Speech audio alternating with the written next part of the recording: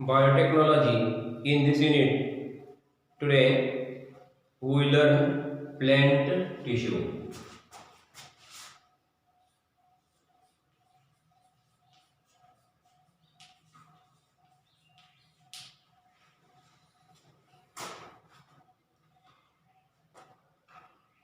As shown in the figure, place onion of each on each jar in a such a way that the base of roots remain deep in water. Measures and record the length of the roots of both onions of the first, second and third day. On the fourth day, cut off one of them and the roots of the onion in class B. Measure the length of roots of both onions and then the next 5 days record your observations in a given following table. तर यामध्ये आकृतीमध्ये दाखवल्याप्रमाणे आपल्याला वनस्पती वृत्ती अभ्यासायची आहे. तर यामध्ये वायुपात्रावरती जर आपण कांद्याच्या तळाचा भाग पाण्यामध्ये बुडलेला असेल आणि पहिल्या आणि तिसऱ्या दिवशी पहिल्या दुसऱ्या तिसऱ्या दिवशी याप्रमाणे जर मुळांची होणारी वाढ आपण मोजली तर मुळांची लांबी मोजून त्याची नोंद आपल्याला घेता येते. तर वायुपात्रातील कांद्यांच्या मुळांची मुळे सुमारे 1 सेंटीमीटरने वाढलेली नोंद आपल्याला त्या ठिकाणी दिसून येते. तर अशा पद्धतीने एक एक आपण हे आपल्या निरीक्षणातून आपल्याला हा भाग अभ्यासता येईल की आकृतीमध्ये चंचुपात्रावरती कांदा ठेवलेला आहे, ती मुळे पाण्यामध्ये बुडलेली आहेत अशा आकृती दिलेली आहे आणि साधारणपणे पुढील 5 दिवसांपर्यंत याची नोंद आपल्याला घेता येऊ शकते. Which onions has the larger roots and why? Why did the roots of the onions of the jar B are growing? म्हणजे याची कारण आपल्याला शोधायची आहेत. म्हणजे प्रत्येक दिवसाचं जे काही निरीक्षण असेल त्याची नोंद आपल्याला या ठिकाणी घेता येते. जे वनस्पती ऊती म्हणजे इथं प्रत्यक्ष वाढ कोणत्या पद्धतीने होते, म्हणजे ही वाढ होत असताना साधारणपणे मुळांची होणारी वाढ याची आपल्याला फक्त याचं निरीक्षण करायचं आहे. तर आपल्याला एक व्यावहारिक उदाहरण माहितीच आहे की आपण ज्यावेळेला एखादं विशिष्ट पीक घेतो तर या पीक पद्धतीमध्ये सुद्धा विविधता आहे. वेगवेगळ्या प्रकारची पिके घेतली जातात, विशिष्ट वातावरणाप्रमाणे त्यांची वाढ होते. हा भाग आपल्याला माहिती आहे. म्हणजे प्रत्यक्ष वनस्पतींच्या मुळांची वाढ आपल्याला मोजता येते. आपण ते निरीक्षणातून आपल्याला लहान लहान उदाहरणातून आपल्याला ही वाढ आपण मोजू शकतो. Then meristematic tissue. मेरिस्टेमॅटिक यामध्ये टाईप्समध्येच हा भाग आहे की ज्याला आपण मेरिस्टेमॅटिकमध्ये विभाजी ऊती, मेरिस्टेमॅटिक टिश्यू.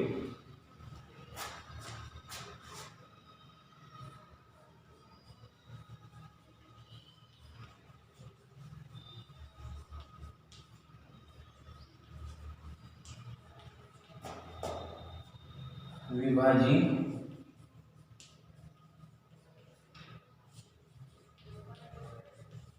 ऊती. मेरिस्टेमॅटिक विभाजी ऊती. Meristematic tissue is present in specific parts of the plant's growth occurs in those parts only. The cells of meristematic tissues contain the thick cytoplasms, conspicuous the nucleus and a thin cell wall are compactly packed together.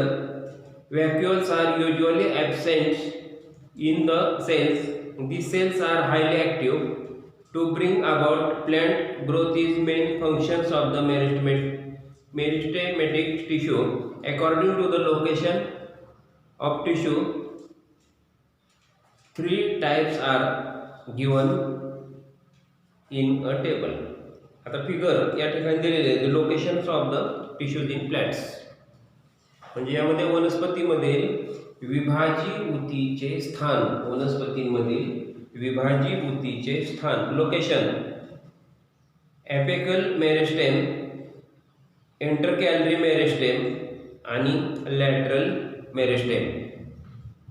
प्ररोह विभाजी ऊती, आंतरीय विभाजी ऊती आणि पार्श्व विभाजी ऊती असे 3 प्रकार. म्हणजे हे location आहे.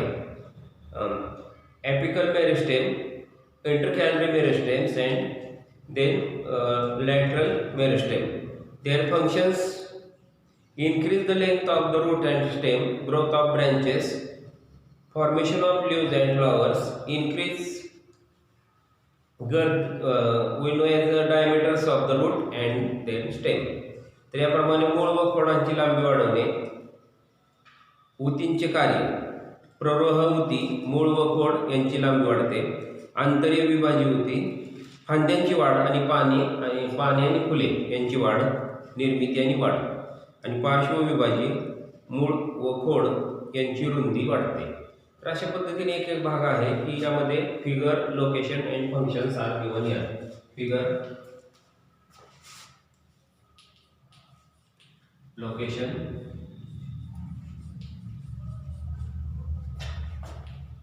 And function are given in a table. आता याप्रमाणे इथं आकृतीचं निरीक्षण करायचं आहे की आकृती कोणत्या पद्धतीनं आहे. जसं आपण एखाद्या खोडाचा भाग दाखवतो आणि या खोडाच्या भागामध्ये 3 ऊती म्हणजे 3 टप्प्यामध्ये, जसं आपण काय म्हणतो की मुळं ही वनस्पतींना आधार देतात. आधाराने जमिनीतील क्षार आणि पाणी शोषून घेण्याचं काम म्हणजे वरील भागांना पुरवत असताना, म्हणजे जे काय त्यांची मूलभूत कार्य आहेत हे अगोदर तुम्ही सुद्धा अभ्यासलेले आहेत. तर हा भाग अभ्यासत असताना प्रत्यक्ष या विभाज्य ऊतीचं कार्य आणि वनस्पतीमध्ये असणारे त्यांचे स्थान अशा पद्धतीनं हा भाग अभ्यासायचा आहे. याशिवाय दिलेल्या आकृतीचं निरीक्षण करा. स्थान अभ्यासत असताना 3 प्रकार आहेत: प्ररोह, आंतरीय आणि पार्श्व. आणि प्रत्येकाचं कार्य या ठिकाणी अभ्यासायचं आहे. Then permanent tissue.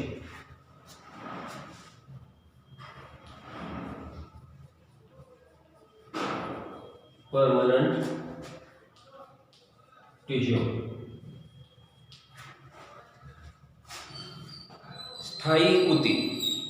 Permanent tissue, after their growth is complete and new cells formed by division of the meristematic tissues lost their ability to divide and start to perform a specific function of specific place, specific function.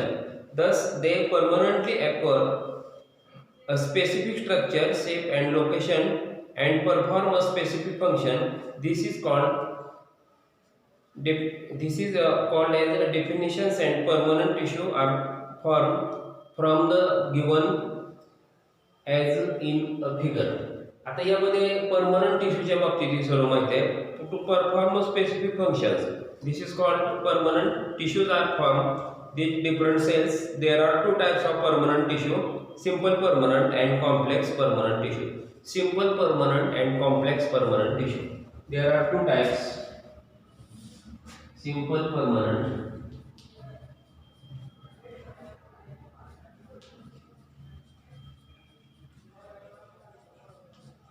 and second is complex permanent.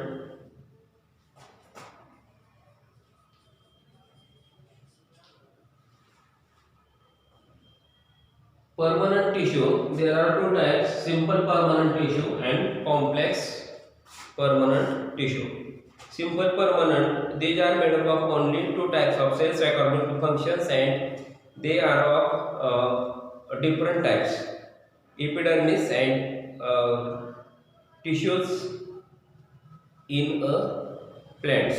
म्हणजे यामध्ये ज्याला आपण काय म्हणतो की सरळ स्थायी ऊती, सिंपल परमनंट टिश्यू, या एकाच प्रकारच्या पेशीच्या आहेत आणि त्यांची जी काही कार्यपद्धती आहे, कार्यानुसार आणखी त्यांचे प्रकार आहेत: पृष्ठभागीय ऊती आणि रिओ वनस्पती ऊती. आता इथं पृष्ठभागीय म्हणजे काय, रिओ म्हणजे काय, की ज्याला आपण एपिडर्मिस आणि रिओ प्लॅंट्स अशा पद्धतीनं हा भाग आहे. इथं आकृती दिलेली आहे. रिओ प्लॅंट्स किंवा एपिडर्मल्स किंवा हा जो भाग आहे, तर हा पूर्ण भाग सर्व. आता हे काही शब्द यामध्ये तुम्हाला निश्चित वेगळे वाटतील, परंतु हे सगळं दिलेलं आहे. आकृत्यांचं निरीक्षण करा. प्रत्येक मुद्दा आकृतीमध्ये आहे. यासाठी घरी अभ्यास करत असताना आकृत्यांचं निरीक्षण अतिशय महत्त्वाचं आहे, कारण यामध्ये सगळं पूर्ण भाग, आता जो पूर्ण मी हा भाग जो शिकवतोय, हे प्रत्येक याचे तथ्य आहेत. पुस्तकामध्ये चार्ट्स आहेत आणि अतिशय मुद्देसूद सर्व माहिती आहे. कारण हे चार्ट्स जर व्यवस्थित अभ्यासले तर टाइप्स ऑफ टिश्यू आणि मुख्य म्हणजे बायोटेक्नॉलॉजीमध्ये हेच आहे की टाइप्स ऑफ म्हणजे व्हेरियस टाइप्स ऑफ टिश्यूज. म्हणजे या पद्धतीने एक एक मुद्दा किंवा हे जे टाइप्स प्रकार जे आहेत तर हे अभ्यासण्यासाठी आकृत्यांचं निरीक्षण हा भाग अतिशय महत्त्वाचा आहे. सर्व आकृती दिलेल्या आहेत. प्रत्येक इथं असे छोटे छोटे चार्ट्स आहेत त्याचं निरीक्षण करा. त्यामध्ये सर्व भाग आहे, आकृती आहे, त्याचं स्थान आणि कार्य अशा पद्धतीने हा भाग अभ्यासायचा आहे. त्यानंतर मग आपल्याला आणखी types of simple permanent tissue. टाइप्समध्ये name of tissue, parenchyma, collenchyma आणि स्क्लेरेन्कायमा. पॅरेन्कायमा, क्लोरेन्कायमा आणि स्क्लेरेन्कायमा. तर यामध्ये हे जे हा जो भाग आहे तर यामध्ये ज्याला आपण मूल, स्थूल आणि दृढ म्हणतो. मूलभूती, स्थूलभूती आणि दृढभूती.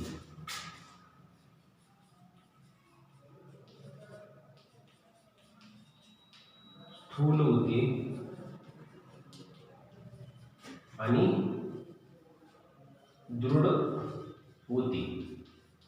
तर याप्रमाणे हे 3 भाग आहेत. यामध्ये पेशींचे स्वरूप कोणत्या ठिकाणी आढळतात, त्याचे कार्य आणि प्रकार. Structure of cells. First is figure, name of tissue. First is figure, then structure of cell, location, functions and subtypes of the given tissues. Living cells with cell all and intercellular species. All parts like roots, stems, leaves and flowers, seeds support storage of foods and filling vacant place spaces. And then subtypes मध्ये क्लोरेन्कायमा, leaves perform photosynthesis and helps aquatic plants leaves and stem to plants. Then क्लोरेन्कायमा at the base of the leaf, petioles, branches and stems supports and flexibility of the various parts. म्हणजे याच्यामुळे लवचिकता प्राप्त होते, flexibility. Then sclerenchyma, deads and fibrous cells with tapering ends. Cell wall contains lichens, stems, various leaves, hard scots of the seeds out of the covering, coconuts and give strength and rigidity parts of the given plants. म्हणजे अशा पद्धतीनं हा भाग अभ्यासत असताना यामध्ये जर आपण आकृतीचं निरीक्षण केलं की आंतरपेशीय पोकळ्या, रिक्तिका म्हणजे काय, हरितलवक म्हणजे काय, पातळ पेशी रिक्तिका, मूळ, खोड, पान कोणत्या ठिकाणी आहे, हरितऊती म्हणजे काय, वायुऊती आणि त्यांची कार्यपद्धती हा भाग या ठिकाणी अभ्यासायचा आहे. यानंतर आणखी मग टाइप्स ऑफ सिंपल टिश्यू आणि टाइप्स ऑफ कॉम्प्लेक्स टिश्यू हे सुद्धा आहेत. तर टाइप्समध्ये सुद्धा आणखी वेगवेगळा भाग आहे, वेगवेगळे प्रकार आहेत. टाइप्स अभ्यासत असताना सुद्धा आपल्याला या ठिकाणी त्याचे प्रकार टाइप्स ह्या पण अभ्यासणारच आहोत. फक्त यामध्ये घरी अभ्यास करताना सर्व भाग आकृत्या व्यवस्थित निरीक्षण करा, तक्ते आहेत त्या तक्त्यांचं वाचन करा, ठराविक मुद्दे लिहा. वाचन अभ्यास करत असताना हे मुद्दे लिहायचे आहेत.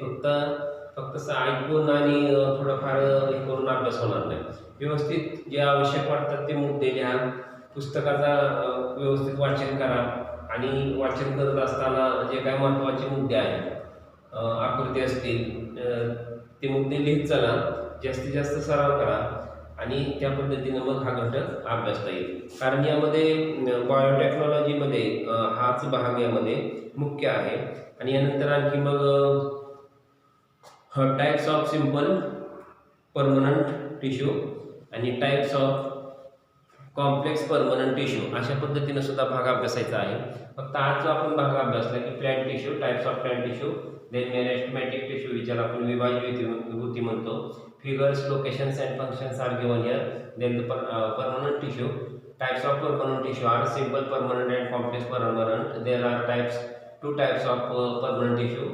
यामध्ये मग त्यानंतर ऊतीचे प्रकार मूल ऊती, स्थूल ऊती आणि दृढ ऊती अशा पद्धतीने हा भाग आहे. यानंतर आणखी काही वेगवेगळ्या प्रकारचे टिश्यूज आहेत ते आपण पुढील तासाला अभ्यासूया.